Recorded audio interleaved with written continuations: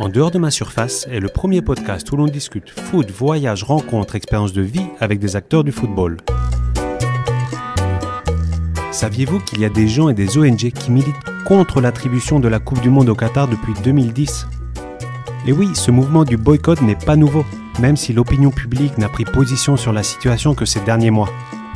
Dans cet extrait de 4 minutes, Abdes Ouadou, ancien joueur international marocain, nous raconte le combat qu'il mène depuis 10 ans et son expérience malheureuse au Qatar. Abdes est un des premiers qui a pris la parole sur les conditions d'exercice des footballeurs dans ce pays, parfois proche de l'esclavagisme. Et ce combat l'a fait devenir un des porte-parole des travailleurs sans voix du Qatar. Bonne écoute!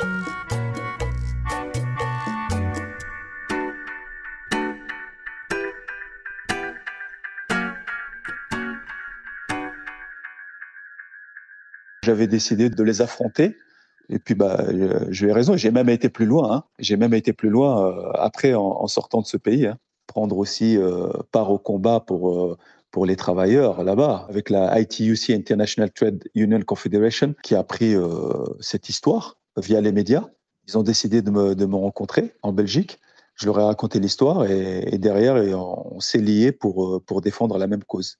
Et c'est à partir de là qu'on avait demandé à l'époque, il y a 10 ans, on a dénoncé tout ça, des preuves à l'appui, avec des documents, tout ça, que si le Qatar ne respectait pas les bases les plus élémentaires de la dignité humaine, il fallait rattribuer la Coupe du Monde à un autre pays.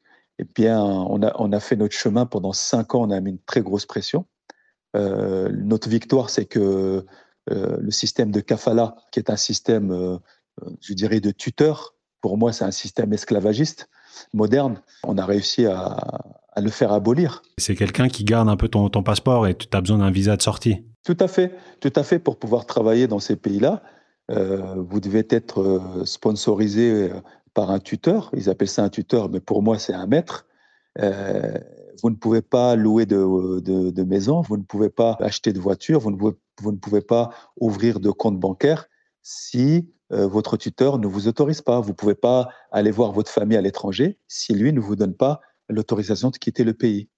Et c'est ça qu'on a dénoncé, puisque les travailleurs, en tout cas ceux qui ont construit les stades, pendant des années, ne pouvaient pas rentrer chez eux pour voir leur famille. Ils étaient bloqués là-bas, puisque l'employeur retenait les passeports. L'émir, en prévision de la Coupe du Monde et avec les pressions des ONG, a quand même modifié le droit du travail.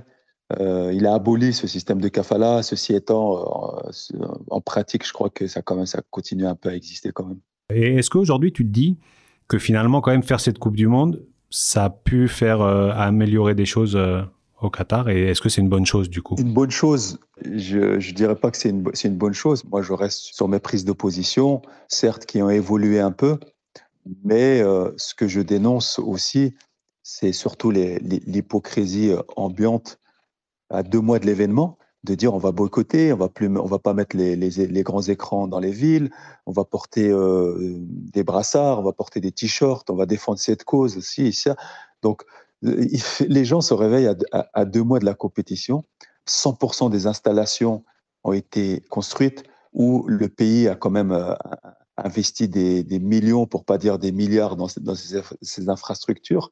Et je dis, mais où vous étiez il y a 10 ans, quand c'était le moment d'attribuer la Coupe du Monde. Qu'est-ce que vous avez fait il y a 10 ans pour mettre la pression pour pas qu'on ait ces problèmes-là aujourd'hui? Rien n'a été fait. Donc c'est un peu hypocrite à 2 mois de la compétition de dire il faut boycotter. Non, autant il y a 10 ans, moi j'étais l'un des premiers à dire qu'il faut attribuer la Coupe du Monde à un pays qui respecte les droits de l'homme et les bases les plus élémentaires de la dignité humaine, si les choses ne changeaient pas.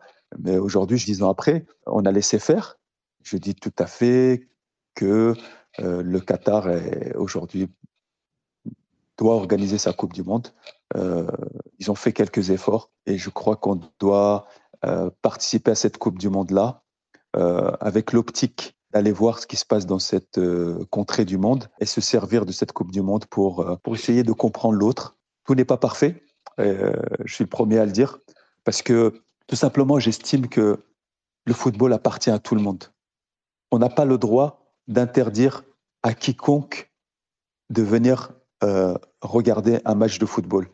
Donc maintenant, il faut accepter les règles du pays à qui vous avez donné cette Coupe du Monde, mais à l'avenir, être très très vigilant sur les modes d'attribution, le respect des droits de l'homme, de toutes ces choses-là, des libertés individuelles, du droit des travailleurs, des gens qui vont construire les installations du pays organisateur.